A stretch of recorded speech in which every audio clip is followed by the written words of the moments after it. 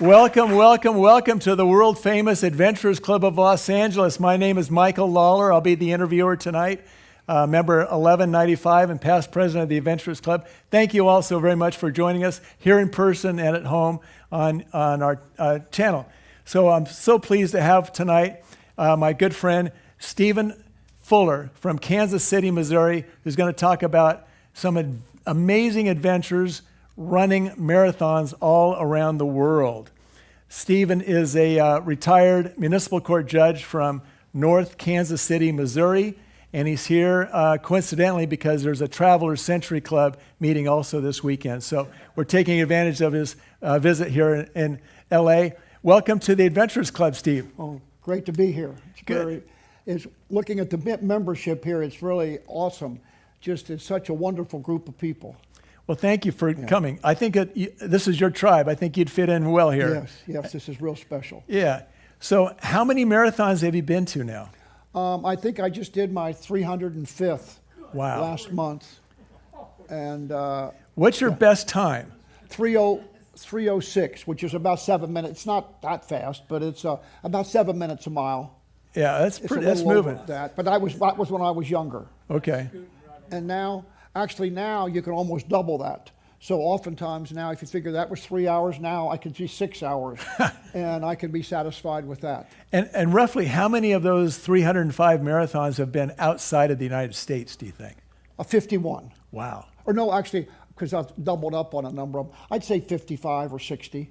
So you have some slides to share with us tonight. Where are we starting off? I think we're going to start off with Burma? Myanmar, Burma. Wow. And I don't know if you want to... Was that easy to get into Burma? Now I think it would be difficult. Now it is going to be, because I think there's a kind of almost a civil war going on. But Phoebe, you want to go ahead and start the video on this? And you can start the video and I'll just add something after.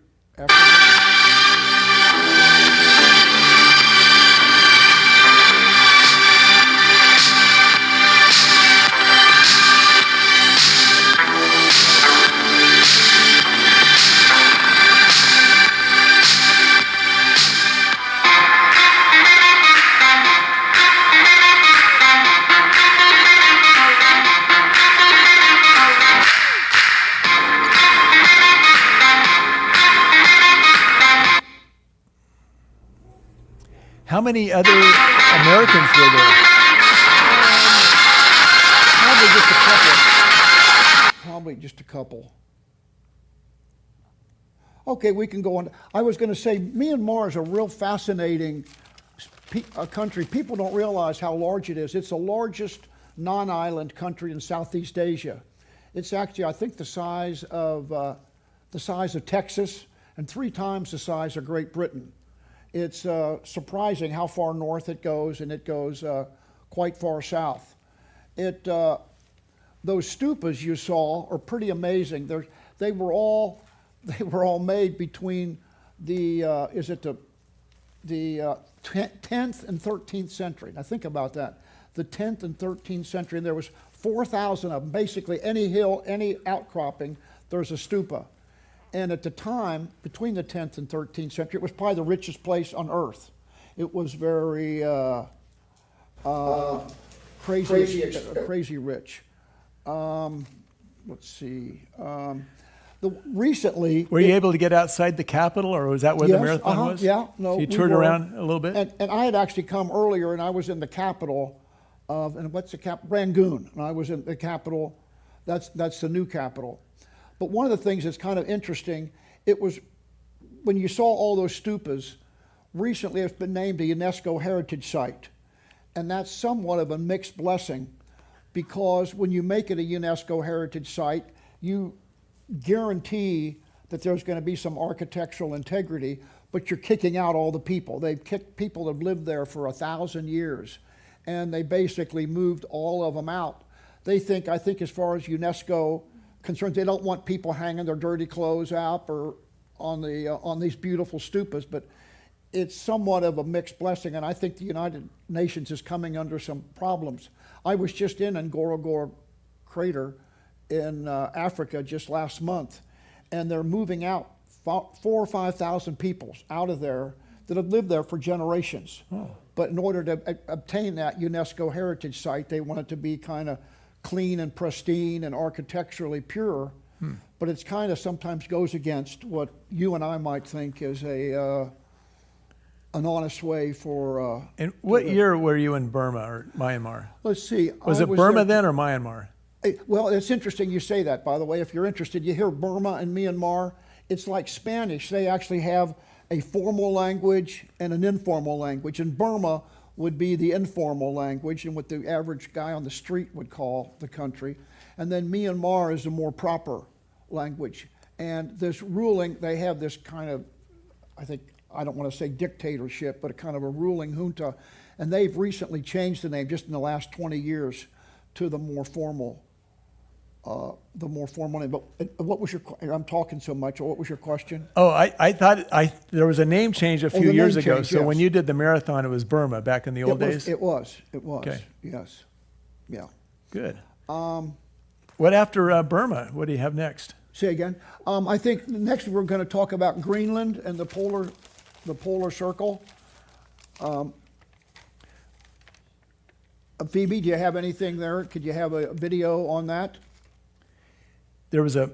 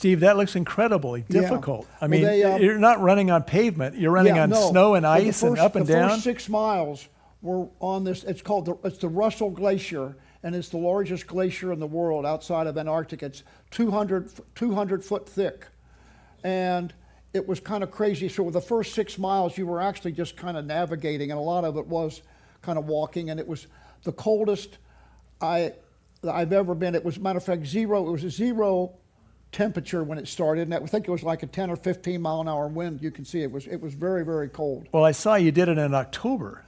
You would think you'd want to try to do it in the summer months.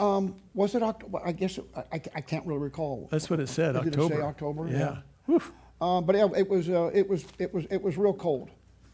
Yeah. Would you do it again? Pardon me? Would you do it again? Oh, sure. Okay. Yeah, sure. By the way, Greenland, I was going to say, another geography lesson. When you look at your maps, remember when you were in grade school and you always had the map in the front of the class, we always had Greenland as a huge country. Greenland is only the size of Mexico. It's a good measure, which is, and Mexico is the size of Texas and New Mexico together. So it's just as a geography fan, you could kind of keep that in mind. And you'll see this on the map that Greenland will look like this huge, like something like Russia, but it really isn't that big. What was the polar circle? It's about one third through Greenland is 1/3 through Greenland is the polar circle. So that was north of that, The Arctic north of Circle, that. then. I'm sorry, the Arctic Circle. Yeah. Okay. Wow. Okay, I think the next one we were going to talk about is North Korea, and that was kind Wow. of a real crazy one. And I think we might have a short video on that. Do you have? How did you get to North Korea? Well, you have. It's an English guy has ingratiated himself into the country, and he lives in China. He's an English guy, but he lives in Beijing. And up until the last 6 or 7 years, he had tours every year, and then they stopped doing this during COVID. But I think Trump was president. Actually, on Trump's first term, that's where there was a kid from Cincinnati, Ohio, and I think you might remember if you followed the news. Yeah. He was there with a school group, and kind of as a dare, he went down to one of the floors after dinner, and he was going to steal a banner or something, I think, for his dorm room back in college. Well, they caught him, and of course, how North Korea handles it, as any police state would do it, they didn't let anybody know until they were departing, and he was actually on the airplane, and they called him off the airplane. And then that's when they incarcerated him, and I think he was incarcerated for 2 or 3 years. And he was suffering from some even nerve damage when they sent him back. And actually, he was incarcerated when we were there. That was the last marathon, the last time it was done, and I think that was in 2017 or 18. Do you remember, did you need a special visa to get into Yes, North Korea? you did, but they gave an athletic visa, and you had to go to Beijing, and they had their special plane just from Beijing to fly in. And I understand they're starting it again. They started a marathon last year, but Americans can't run. But if you have a different visa, a couple friends of mine one guy has a Philippine visa, and if you have a non-American visa, you can run it. Or a passport, you mean? A passport, I'm sorry. Yeah. But you can't, if you have a U.S. passport, you're not authorized. Oh, wow.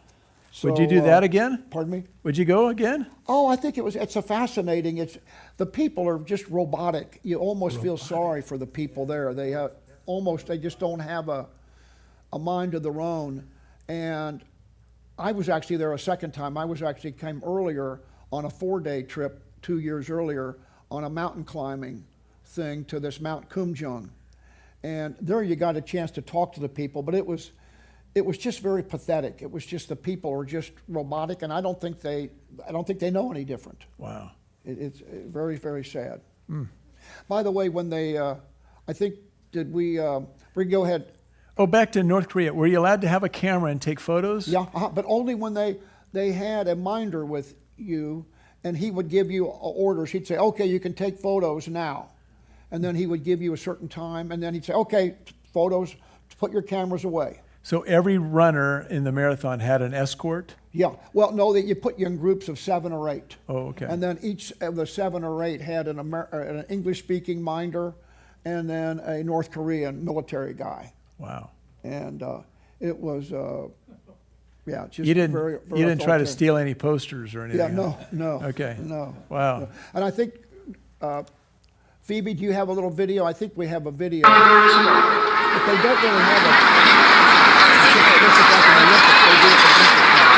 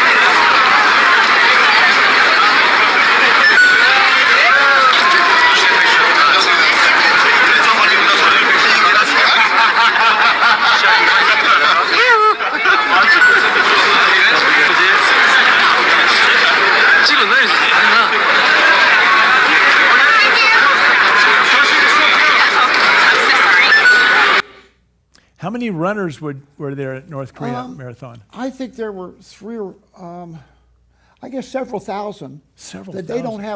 They don't have a concept of citizens' participation, so they think of this as kind of an Olympic type setting.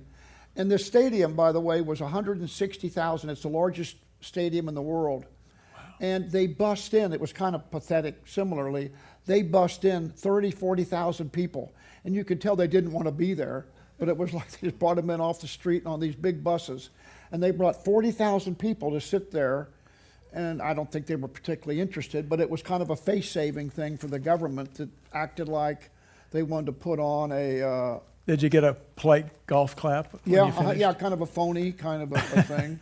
It was still fascinating just to run through the streets, and the people were kind of incredulous when they saw you, but it was very... And how many different countries from around the world were represented there, the runners? From America, there was probably, I would say maybe 2 or 3, that I know of, 3 or 4, but there were quite a few Europeans, and there was actually a girl from the United States that actually was half Korean, and she disguised she used, I don't think she uses a Korean name, but they said they wouldn't have allowed her if they knew she was Korean. But it's just somewhat like the worst example of a police state. It was very sad. Wow, interesting. What do you have next? Okay, well, the next one was it's kind of a combination run of it was called the Andes Adventures, and there was one in Chile on the Atacama Desert, and then later that next week there was a second marathon that was in Bolivia on this isle. Lake Titicaca has an Isle of the Sun that's a 6-mile long island in the middle. It's at 13,000 feet. Wow. And so the first was the Atacama Desert, and it was the driest place on earth. They say it's a desert, and they think the desert is so old, it goes back, this is hard for me to say because it sounds like it's a typo, but I think it's 100 million years. It's been a desert in the last, I think is it the last 15, is it the last 150 years old, and the last 15 million years, they think it's been so dry that there haven't been no recorded moisture.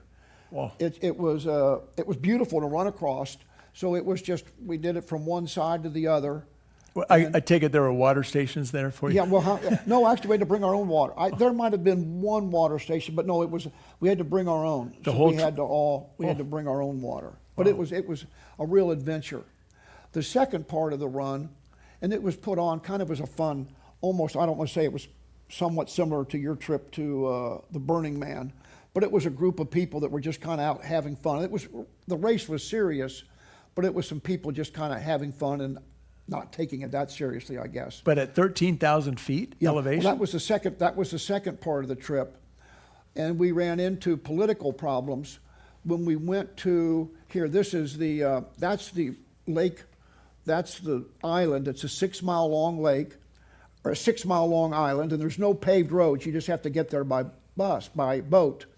And the race director, what had happened is there's a number of tribes living on this island, and the race director, he was a Peruvian guy, he had gotten permission on the one side of the island to run the race. Well, when we were all coming, when they brought maybe 80 of us 2 days before, the other tribes saw us, and they really got very irritated, and they called a meeting. They actually called a tribal meeting of all the tribes, which is on Sunday, which was the day we were supposed to do the race. Well, when the race started, they permitted us to run around one loop on the island, which was about 5 or 6 miles. And then they put up roadblocks and said, no, you can't run anymore. You have to stay on that one side of the island. Well, it made basically running the marathon impossible, because the only thing we were on that one side, we just had to basically run up and down, and at 12,000 feet, it just wasn't possible. I think of the 30, maybe 30, 35 runners, I think 4 or 5 were able to run the 26 miles, but the rest of us just all had to give it up. Oh. But it was still fun. It was a neat experience. But my wife, actually, I don't know if Phoebe, if you got a picture of this, but while we were running the race, they had a tribal meeting over and with all the tribes, and my wife went over there and observed, and it was kind of wild seeing the different tribes, people talking, and they were all talking. Yeah, this right here, this was the them trying to each tribe giving their own 2 cents worth, but suffice it to say they weren't going to permit the marathon, but it was still an interesting thing of a. And this is on that little island? This was on the island itself. It's the Island of the Sun, and it's a 6 mile long island that's no paved roads. It's just the only way to get there is by boat. But it's anyway, my wife was there and she got to see them negotiating. Wow. Yeah. All right. Okay. Next we have Antarctica. Antarctica. And actually, it's interesting. We've got a guy here. Here he is. We got. Yeah, Rich. We have Rich, and Rich Abley. ran the race with me. Rich. United today after 30 years. Yeah. Both in the same race. And it was 30 years ago, Rich Abley and Steve Fuller, without knowing each other, Yeah. traveled together and ran the very first marathon in Antarctica on King George and at the Island. time, it was supposed to be a one. I don't think they realized how much money they could make, because it was supposed to be a one-off thing. And what they did is they rented this guy from Boston. He was Tom Gilligan. He rented 2 Russian spy boats, and I think was it 60 capacity on each one? That's about right. I think it was about 120 people, and there were some guests and wives and girlfriends and boyfriends. But and then what we did is we toured. It was like maybe a 8-9 day tour, and we toured around King George Island, and there were a number of military bases that you could spend a day. And we went to the Argentine military base. We went to the Chinese base, the Russian base, where The Chilean base, yeah. Uruguay, yeah. And then during the marathon itself, he laid the course out, and it was actually 26 miles. It was actually 2 13-mile loops, but he went to the different military bases. So like the Chinese base, they gave us tea, and then the Russian, they had little shots of vodka, if you cared for that, of course. Yeah. But it was a real interest. Anything else you wanted to say about the run? I thought it was very interesting.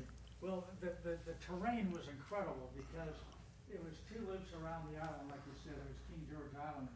But the terrain included, we started in gravel and sand on the beach. And then we went up to Collins Glacier, 800 feet up. So we were going up all snow and ice to the summit and then down the other side. And then you went into the river rock and you crossed 100 glacial streams in mud and Wow. and slippery, slimy rocks. We had to go through penguin colonies. Oh. So we got back under gravel. We got under asphalt. We went through research stations, and then we finished the first lap. And then you had the fun of doing it all over again. Oh. And the second time, when I went up the Collins Glacier, we did a whiteout. And so my partner and I, we couldn't see where we were going except for those orange flags that had been posted along the route. And we fell into multiple crevasses that were only fortunately 2 to 3 feet deep. And then when we emerged from those and went over the other side, back to the river rock, to glacial streams, and finally, I had the honor, by the way, of finishing in last place. But he Wow. finished. But the key was he finished. Wow. Yeah. Barb and I went to King George Island a year and a half ago. We didn't run a marathon, though. Yeah. But we landed at the airport. We flew in from Oh, you flew into the Harrison Airport? Punta Arenas. We flew across the Drake Passage, landed at King George Airport, and then the ship was there waiting for us. So we had to Wow. just walk down to the water's edge and get into a dinghy and go out to the ship. And it was very cold and midnight sun. What was the weather like when you were there? It was actually very mild. It was actually probably 30, would you say 35 degrees? Right about freezing, that's correct. Yeah. But no wind. Yeah. Oh, no wind's We helpful. were lucky. Wow. Yeah. Now I think they do that annually, or No, every 2 years. every 2 years. Yeah. And Wow. then they even have a real expensive marathon that you can go on the South Pole, and I think that's about $40,000, $50,000 a person. And actually, he's being humble. He's actually been to the South Pole. He paid the $50,000 and went to the South Pole. He's been there. You said you've been there 6 or 7 times? Been to the Antarctica 5 times. Boy, that qualifies you to join Wow. the adventure club. Wow. Yeah. Interesting. Okay, I guess the next one, moving on, there was one in Mongolia that was a fascinating experience. A few days we spent in Ulaanbaatar, but then they flew us on a small plane out to that Lake Hoveskol, which is actually it's a part of the river system of the huge lake in Russia, which is one of the biggest lakes in the world. Let's see. Lake Baikal. It's connected by a river channel. But so we got to camp along this this huge lake. And the race started because of the midnight sun. The race started at 4 a.m. So by the time the marathon was over, they encouraged everybody just to go ahead and run the 50 or the 100K, which was 62 miles. Oh. But we ended up, several of us got lost, and we were out there till 10 o'clock at night. It was just kind of crazy. But it was almost like when you're kids, like when you were 10 years old and you get out and you leave your house and you get totally turned around. But it was kind of fun. You're lost, but you're having fun at the same time. So this was the map of I think that's the lake, and that was the. You can see that's all of Mongolia. That's the map of where the lake was, and then you can see where the capital, Lake Ulaanbaatar. How many people were in that marathon? Probably just, I would say 30 or 40. It was more of a camping trip. Wow. And you had to really kind of, like Birmingham, you had to want to be there. Was the trail marked for you at all? Say again? Was the trail marked? No, it was marked very poorly, and there was supposed to be a couple kids on horseback that were supposed to guide us, but it didn't work very well. But as I say, you did the best you could, and you had a smile on your face. A marathon's 26.2. This was 60? That was 60, yes. And you could have run the marathon distance. But as I say, it started at 4 a.m. and it was over by 7. So, here's a couple pictures she's got. You had 18 hours to complete it. Okay, now Moving on to the Galapagos Islands. This is probably one of my most favorite runs, only because the people in Galapagos just went totally overboard to have everybody that did the marathon to experience every part of the Galapagos you could. We ran across these fields, these volcanic lava fields. Then we ran all the way around around the rim of the volcano.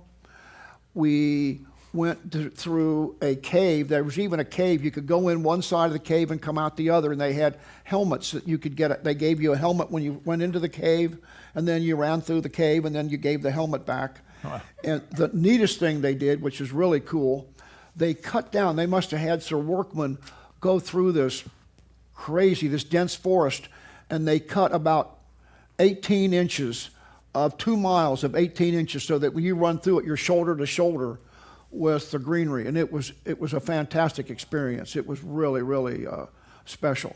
And I understand, though, that because of us doing it, they're not doing it anymore because they thought it was too much of an encroachment, I guess, on the land.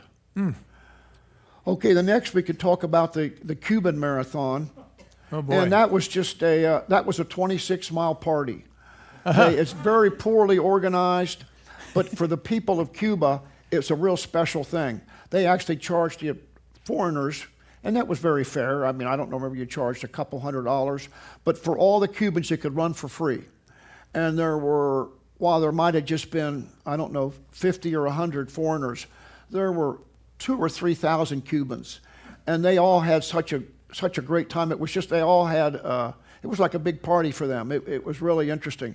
Now, the race wasn't done very professionally in the sense that there was a rainstorm about halfway through during the race, and when it rained, everybody just took all the road guards and the aid stations closed down. They all just took off. But you realize you're in Cuba, so, put a smile on your face and just enjoy it. And find your way back to the finish line. But it was a wonderful thing. Was it hard to get for you to, as a U.S. citizen to get Well, into you had to, Cuba? yeah, you had to get a visa, but they gave special visas. One little sidelight that here we're showing the movie, the pictures. They only have 2 or 3 really professionally run tourist hotels, but because of this marathon, they opened up a couple of these closed hotels that had been closed for years. One of which was this Hotel Lincoln, and when we were lining up to go, it was just they opened the hotel. There was no running water basically in the rooms, and it was like an antique. Well, it was an antique hotel. It was 50 years old, but it turns out that this Hotel Lincoln was what Castro used the year before they had the revolution. Was it the revolution in '59? Yeah. They had a NASCAR or a Formula One race, and they had invited Sterling Moss, and the number 1 guy in the world was an Argentine guy named Fangio, and they kidnapped him. Castro, they kidnapped him the night before the race to try to interfere, and so they ended up giving him back. But the race had to go on without him. But his room was I think it was 1204, and that room is a monument, is a museum thing. And when we checked in, we asked if we could stay in the room, and they said no, but then we begged them and they let us stay in that room. So it was really interesting staying in this room that had all the paraphernalia of the kidnapping. Was that your first time to Cuba? Yeah, the only time I've been. Have you been to Cuba? I have, yeah. Well, about 7 years ago, I think, just before Yeah. COVID, and Barb and I really enjoyed it. We took a tour of the town in an old car with a convertible down the Malecon, Yeah. and smoking Yeah. cigars, and it was pretty Right. fun. By the way, if any of you ever, you know what FOMO is, fear of missing out. Don't ever worry about Cuba, about missing out, because it is run so poorly and kind of so sadly. When you go visit, you can visit in 5 years, it's going to be just pretty much like it is now. I don't think you have to worry. They You still don't to have the worry. internet. There's no internet at all, and Yeah. very few cell phones. Yeah. Then we're going to talk about Nepal. They have this Mount Everest marathon, and I got to run it twice. I ran it in '89 and '99. And in '89, they really made it more of a 25-day trip. They wanted you to hike, and it was probably better to acclimatize, but it was like a 17-day hike to go all the way up to the Everest Base Camp, was where the race started at 17,000 feet. Oh my gosh. And then you ran, it was 20 miles to this little town of Namche Bazaar, and then they put a little 6-mile loop on the end of it. But now they couldn't get enough people to sustain the run, so now they've made it quite a bit shorter. And I think the air service is better, so that now you can fly right up to where Namche Bazaar, which cuts off a significant amount and makes it a lot more approachable for people to do. So I think now it's like a 6 or 7 day hike up to where the race starts, and then they can do the race, and it can be a little more practical. But it's a very special event, and you don't really have to be. I think you can tell by me, I'm just kind of an average, maybe I'm not an average guy, but you don't really have to be a racer, just like he's talking about when he ran last place. Nobody really cares. You just go out there and do it. And if you take care of yourself a little bit and get yourself in shape. How about you the can do higher most of these elevation? races. Did that affect Yeah, your lungs? it bothered me quite a bit. And but some people it doesn't bother at all. And it's not a level of real fitness. I was just in Kilimanjaro with my grandson just last month. And it's not a question of being in shape. It's just that different people have different levels. Did you climb Kilimanjaro? I did, and I wasn't able to finish. My back started bothering me, but I wasn't able to even make it to the base camp. But, it's just, it didn't bother me. I mean, it did. You were with your grandson? Yeah, but my grandson was able to finish, and that was actually for him. He's 21 years old, and it was a wonderful experience for him. But but my back started bothering me, but actually I almost think some of it could have been psychosomatic, that I just wasn't prepared for the pain, and I wasn't acclimatizing myself very well. Yeah, I did Kilimanjaro when I was 19 in You did? 1973. Did you make it to the top? Made it to the top, yeah. Wow, that's really... How many here have been to Kilimanjaro? Yeah, it's pretty good. Have you done it? You both made it to the top? Yeah, I made it to the top at age 53. Did you? At 52? what was the last, that last day is really something, isn't it? The Oh my last gosh, day yeah. Yeah. is, Great adventure. 3 in the morning, start hiking during the night. yeah, At the sunrise. But, yeah. but your Mount Everest marathon was mostly downhill, so you Well, hiked. it is. You hiked up to base camp, and I then it hiked was the base camp, downhill to but then there was Namche. yes, there is, but it wasn't quite going on. It wasn't quite going just up. I mean, there were some uphills. Oh, There yeah. were uphills to it. By the way, I've been to Nepal 7 times, and she got this picture here. If you can believe this, one of the last times we were there, we were hiking, and these Maoist terrorists came, and they put a gun to us. Oh. And it was pretty frightening. There was 3 of them, and we had to pay up. And I didn't. I was kind of almost speechless. And we were with another couple. But they gave you a receipt. But they gave us a receipt. And the guy said, and my wife kind of gave him some tough time. My wife said, "What are you doing?" My wife said, "We're here to help your country. How are you helping your country by doing this to us?" So he said, "Okay," he winked at me. He said, "Just pay $5 for her." But we each paid $20. But then he was very gratuitous. He said, "Now don't pay anybody else gets you any of these Maoists. Show them this receipt." He said, "So you paid us, you don't have to pay them anymore." Oh, that's good. So Wow, and Yeah. it was a medical mission, then so we you did, brought yeah. some supplies, or yeah, what then happened? my wife and I actually organized a very extensive. We have some friends that live or the Nepalese, and we organized a 45, 50 person with doctors and nurses to Nepal, and we went to Pokhara with probably 25 or 30 of the doctors went there to Pokhara, and then 15 of us, dentists and lay people, we went up to Mustang, and we opened a clinic, and some of these people had never seen a doctor before. It was a moving experience. It was a lot of fun. Interesting. Wow. Okay, let's see. Is there? I was in Nepal in 2015 when they had that horrific earthquake. Oh, you were there when it happened? Yeah. Wow, what was that like? Horrific. Yeah. Well, Yeah. it was a huge earthquake, and they're just now, actually, I don't think they're 100% recovered even now, No. 10 years Yeah. later. Right. Were you in the hotel? Was it at nighttime? Well, okay, so there were 2 earthquakes, and the first earthquake I was here in the States, and they canceled the trip. And I said, well, we're going anyway, and we turned it into a medical mission and brought first aid supplies with us and carried them all the way up to Everest Base Camp to replenish the first aid station there at Everest. And while we were there at Everest Base Camp, the second earthquake, it was a 7.3 that lasted 40 seconds. Wow. Yeah. Were you in a tent? Or was it during the day? Yeah. Well, yeah. You can, but it was Shaking pretty good. wow. 40 seconds, that's a long time. Boy, I bet you felt like it After was, 30 seconds, you're like, is it ever going to stop? yeah, right. Jeez. Wow, Yeah. that's crazy. So what's next here? Okay, I think let's see, is there, Phoebe, do you have anything? I think I was going to say the last one we were going to talk about was in Jeddah, Saudi Arabia. Oh my gosh. That was, Another country that was hard to get into. it was. But Saudi Arabia now, the last 4 or 5 years, they're really getting, Westernized. they're thinking the oil's going to run out, and they're really doing a full-fledged effort.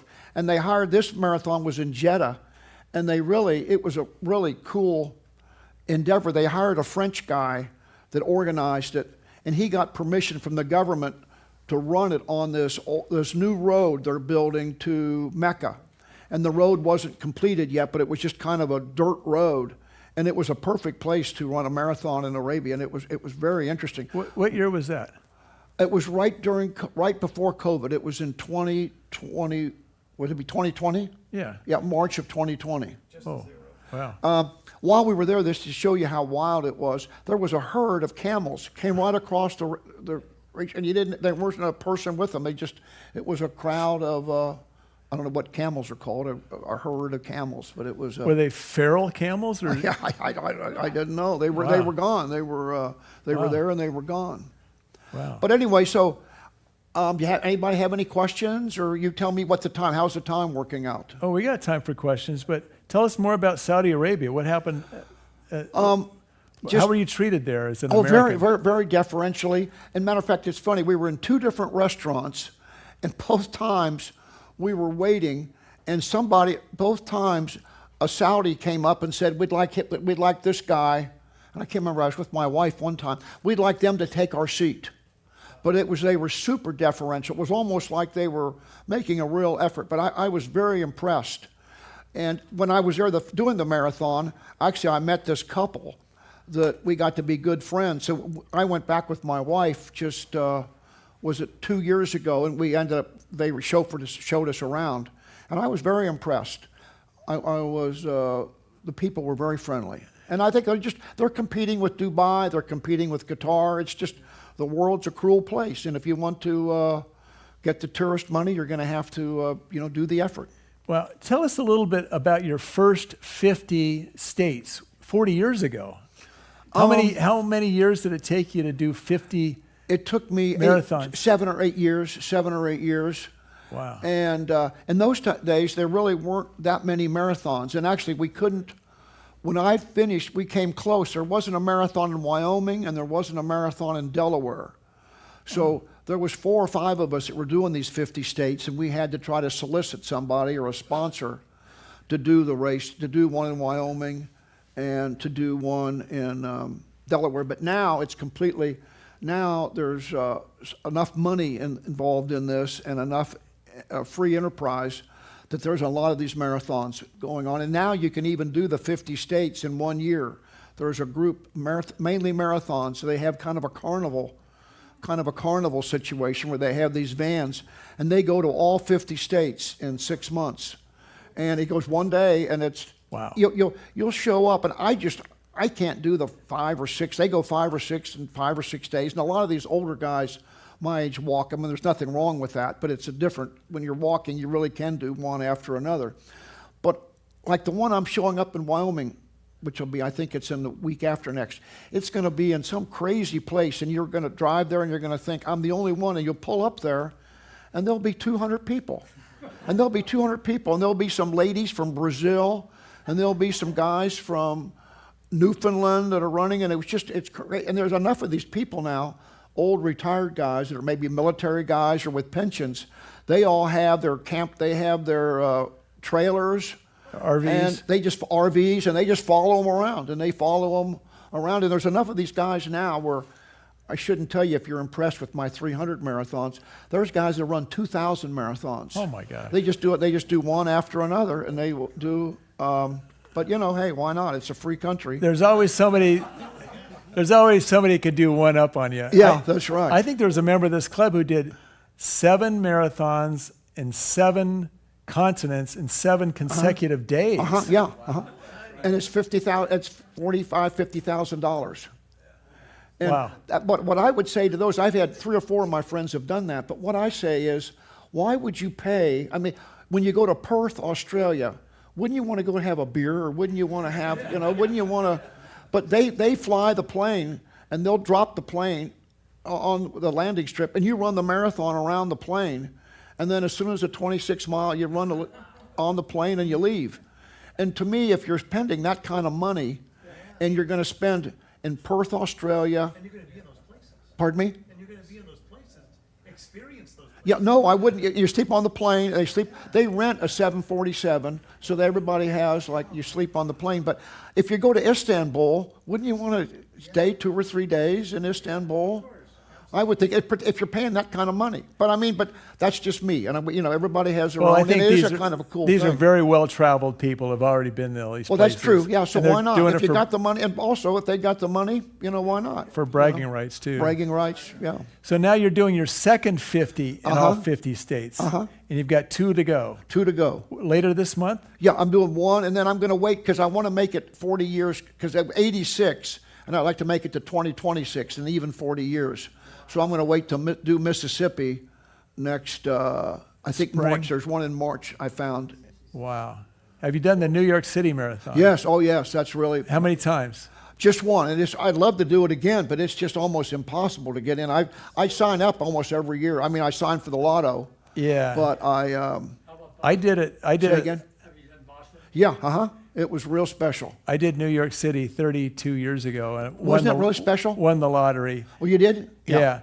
And it was nuts. I mean, at every intersection along the way, there's like a little high school band playing and cheerleaders, and the crowd is 6 to 20 deep the whole way. All 26 miles. The whole way. And what's really cool is that people of all walks of life. I mean, these aren't just kind of your yuppie, your bankers, or your hipster type people. These are some of these people that are just the salt of the earth, people that are working in restaurant workers or janitorial work, and they're all there cheering everybody on. It's a very uplifting. It's a real spot. And actually, I just did London finally, and I had to get to London. I had to pay, and it really irritated me. I had to donate $2,500. I hope my wife's not hearing that, but I had to donate to the Crippled Children's Fund or whatever, but to run London. And London was as close to that as I could, because London had pretty much just tens of thousands of people, almost the entire 26 miles. And that was nice, but I don't know that was $2,600 worth nice, but Wow. you got to do it. Wow. Well, it's been an incredible experience. Thank you very much for sharing well, with thank you. 305 marathons all around the world. Steve Fuller, everybody.